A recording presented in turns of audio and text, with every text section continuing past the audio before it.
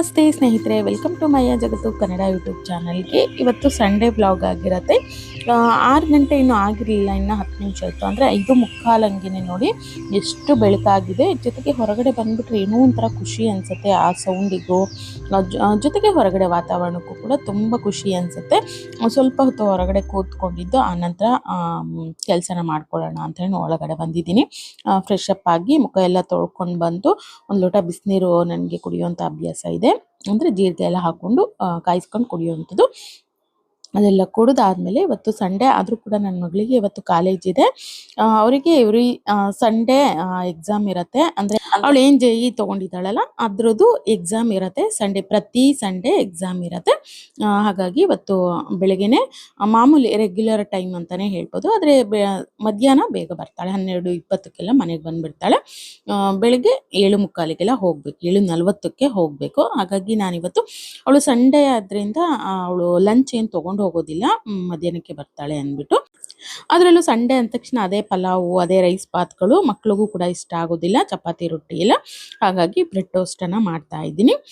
Bread ಟೋಸ್ಟ್ಗೆ ನಾನಿಲ್ಲಿ ಈರುಳ್ಳಿ, ಸ್ವಲ್ಪ ಒಂದೇ ಒಂದು ಹಸಿರು ಮೆಣಸು, ಜೊತೆಗೆ ಒಂದಷ್ಟು ಕ್ಯಾರೆಟು, ಸ್ವಲ್ಪ ಈ ಒಂದು ಕ್ಯಾಪ್ಸಿಕಮ್ ಏನು ಬರುತ್ತೆ ಅದನ್ನು ಹಾಕ್ಕೊಂಡಿದ್ದೀನಿ. ನೀವು ಬೇಕಿತ್ತು ಅಂದರೆ ಎಲೆಕೋಸು ಬರುತ್ತಲ್ಲ ಅದನ್ನು ಕೂಡ ಹಾಕ್ಕೊಳ್ಳಿ, ಟೊಮೊಟೊ ಹಾಕ್ಕೊಳ್ಬೋದು. ಹೀಗೆ ಏನು ತರಕಾರಿ ಇರುತ್ತೋ ಅದನ್ನೆಲ್ಲ, ಬೀನ್ಸ್ ಎಲ್ಲ ಹಾಕ್ಕೊಳ್ಬೋದು. ನಾನು ಇದಿಷ್ಟನ್ನು ಹಾಕ್ಕೊಳ್ತಾ ಇದ್ದೀನಿ.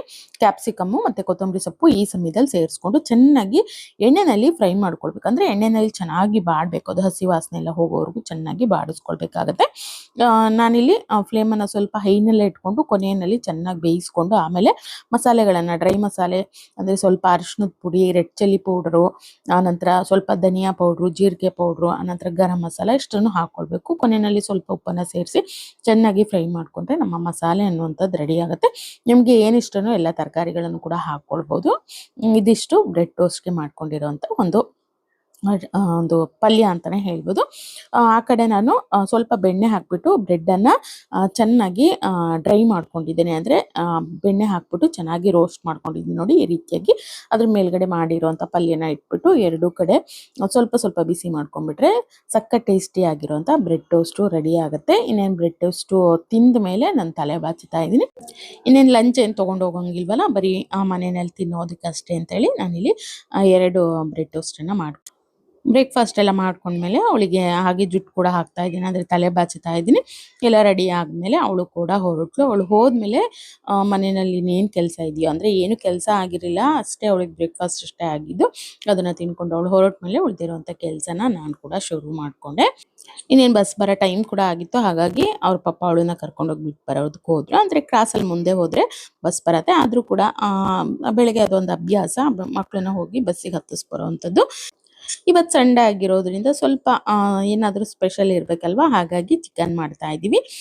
ಚಿಕನ್ ನಾನಿಲ್ಲಿ ಬಿರಿಯಾನಿ ಮಾಡ್ತಾ ಇದ್ದೀನಿ. ಬಿರಿಯಾನಿ ಸ್ವಲ್ಪ ಗ್ರೇವಿ ಜೊತೆಗೆ ಮೊಟ್ಟೆ ಮಸಾಲ ಇದಷ್ಟನ್ನು ಮಾಡ್ತಾ ಇದ್ದೀವಿ.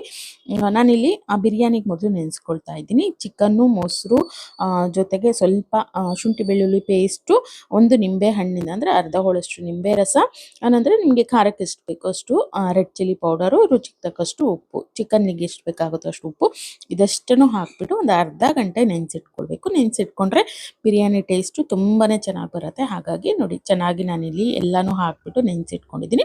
ಇದನ್ನು ಒಂದು ಅರ್ಧ ಗಂಟೆ ಹಾಗೆ ನೆನೆಯಲಿಕ್ಕೆ ಬಿಡಬೇಕು. ಇನ್ನು ಅದು ನೆನೆಯೋ ಅಷ್ಟರಲ್ಲಿ ಬಿರಿಯಾನಿಗೆ ಮಸಾಲೆನ ಮಾಡ್ಕೊಳ್ಬೇಕು. ಹಾಗಾಗಿ ನಾನಿಲ್ಲಿ ಒಂದು 3 ದಪ್ಪ ಈರುಳ್ಳಿನ ಈ ರೀತಿ ಕಟ್ ಮಾಡ್ಕೊಂಡಿದ್ದೀನಿ, ಸಣ್ಣದಾಗಿ ಕಟ್ ಮಾಡಿಕೊಂಡು ಅದನ್ನು ಚೆನ್ನಾಗಿ ಹುರ್ಕೊಳ್ಬೇಕಾಗತ್ತೆ. ಸ್ವಲ್ಪ ಎಣ್ಣೆನ ಹಾಕ್ಕೊಳ್ತಾ ಇದ್ದೀನಿ. ಎಣ್ಣೆ ಹಾಕ್ಬಿಟ್ಟು ಚೆನ್ನಾಗಿ ಹುರ್ಕೊಳ್ಬೇಕು. ಮೊದಲು ಚೆನ್ನಾಗಿ ಈ ರೀತಿ ಮಿಕ್ಸ್ ಮಾಡಿಕೊಂಡು ಆನಂತರ ಇದಕ್ಕೆ ಇನ್ನಷ್ಟು ಮಸಾಲೆಗಳನ್ನು ಹಾಕ್ಕೊಳ್ಬೇಕು. ನಾನಿಲ್ಲಿ ಒಂದಷ್ಟು ಅಂದರೆ ಒಂದು 8ರಿಂದ 10 ನಾನಿಲ್ಲಿ ಹಸಿರು ಮೆಣಸು ಹಾಕ್ಕೊಳ್ತಾ ಇದ್ದೀನಿ. ಆನಂತರ ಗರಂ ಮಸಾಲೆಗೆ ಅಂದರೆ ಚಕ್ಕೆ, ಲವಂಗ, ಏಲಕ್ಕಿ, ಕಾಳುಮೆಣಸು ಇದಷ್ಟನ್ನು ಹಾಕ್ಕೊಳ್ಬೇಕು. ಇದಷ್ಟನ್ನು ಹಾಕ್ಬಿಟ್ಟು ಚೆನ್ನಾಗಿ ಹುರ್ಕೊಂಡಿದ್ದೀನಿ. ಹಸಿ ವಾಸನೆ ಎಲ್ಲ ಹೋಗಿ ಒಂದು ಸ್ವಲ್ಪ ಕಲರ್ ಚೇಂಜ್ ಆಗೋವರೆಗೂ ಹುರ್ಕೊಳ್ಬೇಕು. ಇದಾಗಿದೆ. ಈಗ ಇದನ್ನು ಒಂದು ಮಿಕ್ಸಿ ಜಾರಿಗೆ ಹಾಕಿ ಸಣ್ಣದಾಗಿ ಪೇಸ್ಟ್ ಮಾಡಿ ಇಟ್ಕೊಳ್ಬೇಕು. ನಾನಿವತ್ತು ದೊಣ್ಣೆ ಬಿರಿಯಾನಿ ಮಾಡ್ತಾ ಇದ್ದೀನಿ. ಹಾಗಾಗಿ ಸ್ವಲ್ಪ ಕೊತ್ತಂಬರಿ ಸೊಪ್ಪು, ಅಂದರೆ 1 ಹಿಡಿಯಷ್ಟು ಕೊತ್ತಂಬರಿ ಸೊಪ್ಪು, 1 ಹಿಡಿಯಷ್ಟು ಪುದೀನ ಸೊಪ್ಪು, ನಂತರ 1 ಹಿಡಿ ಆಗುವಷ್ಟು ಮೆಂತ್ಯ ಸೊಪ್ಪು, ಇದಷ್ಟನ್ನು ಸೊಪ್ಪುಗಳನ್ನು ಹಾಕ್ಕೊಳ್ಬೇಕು. ಅಂದರೆ ಸಪ್ರೇಟಾಗಿಯೇ ರುಬ್ಕೊಳ್ಬೇಕು. ಈರುಳ್ಳಿ ಸಪ್ರೇಟಾಗಿ, ಜೊತೆಗೆ ನಾವು ಹಾಕಿರುವಂಥ ಸೊಪ್ಪುಗಳು ಏನು ಹುರಿದಿಟ್ಕೊಂಡಿರ್ತೀವಲ್ಲ ಆ ಸೊಪ್ಪು ಸಪ್ರೇಟಾಗಿಯೇ ರುಬ್ಕೊಳ್ಬೇಕಾಗತ್ತೆ. ಹಾಗಾಗಿ ಅಂದರೆ ಒಂದು ಬಿರಿಯಾನಿಗೆ ಗ್ರೀನ್ ಕಲರ್ ತುಂಬ ಚೆನ್ನಾಗಿ ಬರಬೇಕು ಅಂದರೆ ಈ ರೀತಿ ಸಪ್ರೇಟಾಗಿ ರುಬ್ಬಿ ಇದನ್ನ ಕೊನೆಯಲ್ಲಿ ಹಾಕಿದಾಗ ಒಳ್ಳೆ ಕಲರ್ ಬರುತ್ತೆ ನೋಡಿ. ಸ್ವಲ್ಪ ಎಣ್ಣೆ ಹಾಕ್ಬಿಟ್ಟು ಈ ರೀತಿ ಚೆನ್ನಾಗಿ ಬಾಡಿಸ್ಕೊಳ್ಬೇಕು, ಹಸಿ ವಾಸನೆ ಎಲ್ಲ ಹೋಗೋವರೆಗೂ ಚೆನ್ನಾಗಿ ಬಾಡಿಸ್ಕೊಂಡು ತಣ್ಣಗಾದ್ಮೇಲೆ ಇದನ್ನು ಕೂಡ ಸಪ್ರೇಟಾಗಿ ರುಬ್ಬಿಟ್ಕೊಳ್ಬೇಕು. ಇನ್ನು ಈ ಕಡೆ ನಾನು ಸ್ವಲ್ಪ ಎಣ್ಣೆನ ಹಾಕೊಂಡಿದ್ದೀನಿ, ಅಂದರೆ 1 ಸ್ಪೂನಷ್ಟು ದೊಡ್ಡ ಸ್ಪೂನಲ್ಲಿ 1 ಸ್ಪೂನಷ್ಟು ಎಣ್ಣೆನ ಹಾಕೊಂಡಿದ್ದೀನಿ. ಒಂದು 2 ಅಥವಾ 1.5 ಟೀ ಸ್ಪೂನಷ್ಟು ನಾನಿಲ್ಲಿ ತುಪ್ಪನ ಹಾಕೊಳ್ತಾ ಇದ್ದೀನಿ. ತುಪ್ಪ ಸ್ವಲ್ಪ ಗಟ್ಟಿಯಾಗಿದೆ, ಹಾಗಾಗಿ 1.5 ಅಥವಾ 2 ಟೀ ಸ್ಪೂನಷ್ಟು ತುಪ್ಪನ ಹಾಕ್ಕೊಳ್ಬೇಕಾಗತ್ತೆ. ತುಪ್ಪ ಮತ್ತು ಎಣ್ಣೆ ಎರಡನ್ನೂ ಮಿಕ್ಸ್ ಮಾಡಿನೇ ಹಾಕ್ಕೊಳ್ಬೇಕು. ನೀವು ಬೇಕಿತ್ತು ಅಂದರೆ ಈ ಸಮಯದಲ್ಲಿ 1 ಟೀ ಸ್ಪೂನಷ್ಟು ಕೊನೆಯಲ್ಲಿ ರೈಸ್ ಎಲ್ಲ ಆದಮೇಲೆ ಕೊನೆಯಲ್ಲಿ ಕೂಡ 1 ಟೀ ಸ್ಪೂನಷ್ಟು ಹಾಕ್ಕೊಳ್ಬೋದು. ನಾನು ಈಗಲೇ ಸ್ವಲ್ಪ ಜಾಸ್ತಿ ಹಾಕ್ಕೊಳ್ತಾ ಇದ್ದೀನಿ. ಎಣ್ಣೆ ಮತ್ತು ತುಪ್ಪ ಚೆನ್ನಾಗಿ ಬಿಸಿ ಆದಮೇಲೆ ಪಲಾವ್ ಎಲೆ ಹಾಕ್ಕೊಳ್ಬೇಕು, ಹೋಲ್ ಗರಂ ಮಸಾಲ, ಚಕ್ಕೆ, ಲವಂಗ, ಏಲಕ್ಕಿ ಮತ್ತು ಏನು ಕಾಳು ಮೆಣಸಿತ್ತು ಇದಷ್ಟನ್ನು ಸ್ವಲ್ಪನೇ ಹಾಕ್ಕೊಳ್ಬೇಕು. ನಾವು ಮಸಾಲೆಗೂ ಕೂಡ ರುಬ್ಕೊಳ್ಳೋದಕ್ಕೆ ಹಾಕ್ಕೊಂಡಿದ್ದೀವಿ, ಆದರೂ ಕೂಡ ಈ ಸಮಯದಲ್ಲೂ ಕೂಡ ಸ್ವಲ್ಪ ಫ್ಲೇವರಿಗೆ ಹಾಕ್ಕೊಳ್ಬೇಕಾಗತ್ತೆ. ಆನಂತರ 1 ಟೀ ಸ್ಪೂನಷ್ಟು ಶಾಯಿ ಜೀರಾ ಹಾಕ್ಕೊಳ್ಬೇಕು, 1 ಟೀ ಸ್ಪೂನಷ್ಟು ಕಸೂರಿ ಮೇಥಿ, ಇದೆರಡನ್ನು ಎಣ್ಣೆನಲ್ಲೇ ಮೊದಲು ಚೆನ್ನಾಗಿ ಬಾಡಿಸ್ಕೊಳ್ಬೇಕು. ಆನಂತರ 1 ಮೀಡಿಯಂ ಸೈಜಿನ ಈರುಳ್ಳಿನ ಉದ್ದನ ಕಟ್ ಮಾಡಿ ಇಟ್ಕೊಂಡಿದ್ದೀನಿ, ಅದನ್ನು ಕೂಡ ಹಾಕ್ಬಿಟ್ಟು ಈರುಳ್ಳಿ ಚೆನ್ನಾಗಿ ಹಸಿ ವಾಸನೆ ಹೋಗೋವರೆಗೂ ಚೆನ್ನಾಗಿ ಹುರ್ಕೊಳ್ಬೇಕಾಗತ್ತೆ ಎಣ್ಣೆನಲ್ಲಿ. ಆನಂತರ 1 ಟೀ ಸ್ಪೂನಷ್ಟು ನೋಡಿ, ಒಂದು ದೊಡ್ಡ ಸ್ಪೂನಲ್ಲಿ 1 ಟೀ ಸ್ಪೂನಷ್ಟು ನಾನಿಲ್ಲಿ ಶುಂಠಿ ಬೆಳ್ಳುಳ್ಳಿ ಪೇಸ್ಟನ್ನು ಹಾಕ್ಕೊಳ್ತಾ ಇದ್ದೀನಿ. ಶುಂಠಿ ಬೆಳ್ಳುಳ್ಳಿ ಪೇಸ್ಟು ಚಿಕನಿಗೂ ಕೂಡ ಹಾಕ್ಕೊಂಡಿದ್ವಿ, ಈ ಸಮಯದಲ್ಲಿ ನೋಡ್ಕೊಂಡು ಸೇರಿಸ್ಕೊಳ್ಳಿ. ಇದೆಲ್ಲ ಚೆನ್ನಾಗಿ ಎಣ್ಣೆನಲ್ಲಿ ಫ್ರೈ ಆದಮೇಲೆ ನಾವು ಮೊದಲೇ ನೆನೆಸಿಟ್ಕೊಂಡಿರುವಂಥ ಈ ಒಂದು ಚಿಕನ್ ಏನಿತ್ತು ಇದನ್ನು ಕೂಡ ಈ ಸಮಯದಲ್ಲೇ ಸೇರಿಸ್ಕೊಳ್ತಾ ಇದ್ದೀನಿ. ಚೆನ್ನಾಗಿ ಎಣ್ಣೆನಲ್ಲಿ ಇದನ್ನು ಎಷ್ಟು ನಾವು ಬಾಡಿಸ್ಕೊಳ್ತೀವೋ ಅಷ್ಟು ಸಾಫ್ಟಾಗಿ ಬರುತ್ತೆ, ಚೆನ್ನಾಗಿ ಬರುತ್ತೆ. ಚಿಕನಿನ ಒಂದು ಟೇಸ್ಟ್ ಅನ್ನುವಂಥದ್ದು ತುಂಬ ಚೆನ್ನಾಗಿ ಬರುತ್ತೆ. ಹಾಗಾಗಿ ಚೆನ್ನಾಗಿ ಒಂದು 5-6 ನಿಮಿಷಗಳವರೆಗೆ ಚೆನ್ನಾಗಿ ಎಣ್ಣೆಯಲ್ಲಿ ಇದನ್ನು ಹುರ್ಕೊಳ್ಬೇಕು. ನೋಡಿ, ಇದು ಚೆನ್ನಾಗಿ ಈಗ ಮಿಕ್ಸ್ ಆಗಿದೆ, ಎಣ್ಣೆ ಮೇಲ್ಗಡೆ ಕೂಡ ಚೆನ್ನಾಗಿ ಬರ್ತಾ ಇದೆ. ಈ ಸಮಯದಲ್ಲಿ ನಾವು ಈರುಳ್ಳಿ ಪೇಸ್ಟ್ ಏನು ಸಪ್ರೇಟಾಗಿ ಮಾಡಿ ಇಟ್ಕೊಂಡಿದ್ವಲ್ಲ ಅದನ್ನು ಸೇರಿಸ್ಕೊಳ್ಬೇಕು. ಈರುಳ್ಳಿ ಪೇಸ್ಟು ಹಾಕ್ಬಿಟ್ಟು ನಿಮಗೆ ಚಿಕನ್ ಬೇಯಲಿಕ್ಕೆ ಎಷ್ಟು ನೀರು ಬೇಕಾಗುತ್ತೋ ಅಷ್ಟು ನೀರನ್ನು ಈ ಸಮಯದಲ್ಲಿ ಸೇರಿಸ್ಕೊಳ್ಳಿ. ಅಂದರೆ ಅಕ್ಕಿ ಅಳತೆಗೇ ನೀರು ತೊಗೊಳ್ಬೇಕು. 1 ಲೋಟ ಅಕ್ಕಿ ತೊಗೊಂಡ್ರೆ 4 ಲೋಟ ನೀರು ಹಾಕ್ಕೊಳ್ಬೇಕು. ಆ ಅಳತೆ ನೋಡಿಕೊಂಡು ನೀರು ಹಾಕ್ಕೊಳ್ಳಿ. ನಾನಿಲ್ಲಿ 1 ಲೋಟದಷ್ಟು ನೀರು ಹಾಕ್ಬಿಟ್ಟು ಚೆನ್ನಾಗಿ ಇದನ್ನು ಬೇಯಿಸ್ಕೊಳ್ತಾ ಇದ್ದೀನಿ. ಇದನ್ನು ಒಂದು 5-6 ನಿಮಿಷಗಳವರೆಗೆ ಮೀಡಿಯಂ ಫ್ಲೇಮಲ್ಲಿ ಚೆನ್ನಾಗಿ ಈ ರೀತಿ ಬೇಯಿಸ್ಕೊಳ್ಬೇಕು. ಅಂದರೆ ಚಿಕನ್ ಈ ಸಮಯದಲ್ಲಿ ಚೆನ್ನಾಗಿ ಬೇಯಬೇಕು, ಹಾಗಾಗಿ ಒಂದು 5 ನಿಮಿಷ ಬೇಯಿಸ್ಕೊಳ್ಳಿ. ಆನಂತರ ನಾವು ಮೊದಲೇ ಏನು ಗ್ರೀನ್ ಪೇಸ್ಟ್ ಮಾಡ್ಕೊಂಡಿದ್ವಲ್ಲ, ಈ ಒಂದು ಸೊಪ್ಪುಗಳನ್ನೆಲ್ಲ ಹಾಕ್ಬಿಟ್ಟು ಕೊತ್ತಂಬರಿ, ಪುದೀನ ಮತ್ತು ಮೆಂತ್ಯ ಸೊಪ್ಪು ಅದನ್ನು ಈ ಸಮಯದಲ್ಲಿ ಸೇರಿಸ್ಕೊಳ್ಬೇಕು.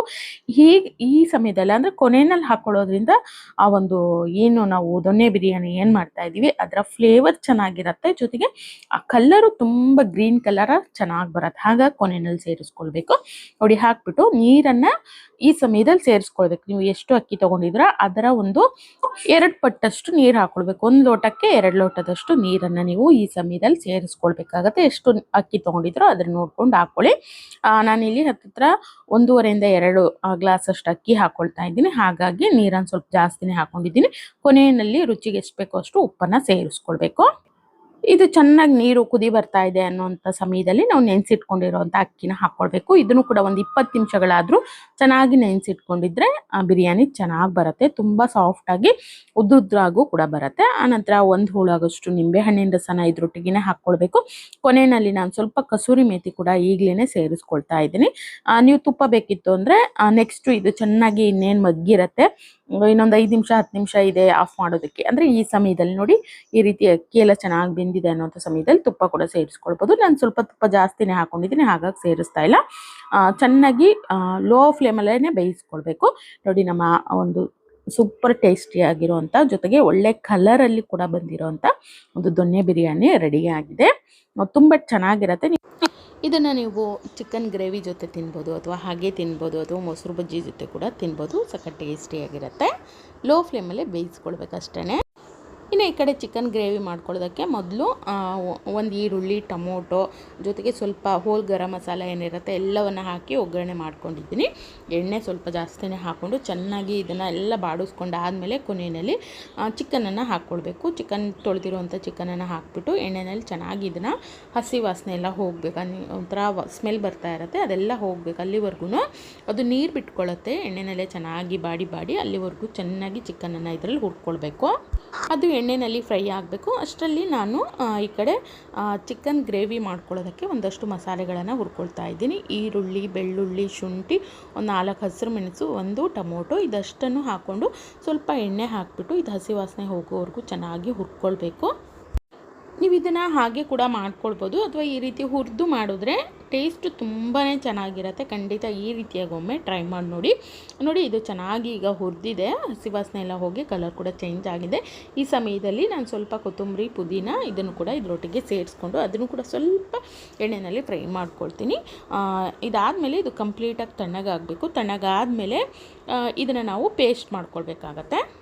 ಈ ಕಡೆ ಚಿಕನ್ ಕೂಡ ಚೆನ್ನಾಗಿ ನೋಡಿ ಈ ರೀತಿ ನೀರು ಬಿಡೋವರೆಗೂ ಚೆನ್ನಾಗಿ ಎಣ್ಣೆಯಲ್ಲಿ ಹುರ್ಕೊಂಡ್ರೆ ಸ್ಮೆಲ್ ಸ್ವಲ್ಪ ಕೂಡ ಬರೋದಿಲ್ಲ, ಚೆನ್ನಾಗಿರುತ್ತೆ.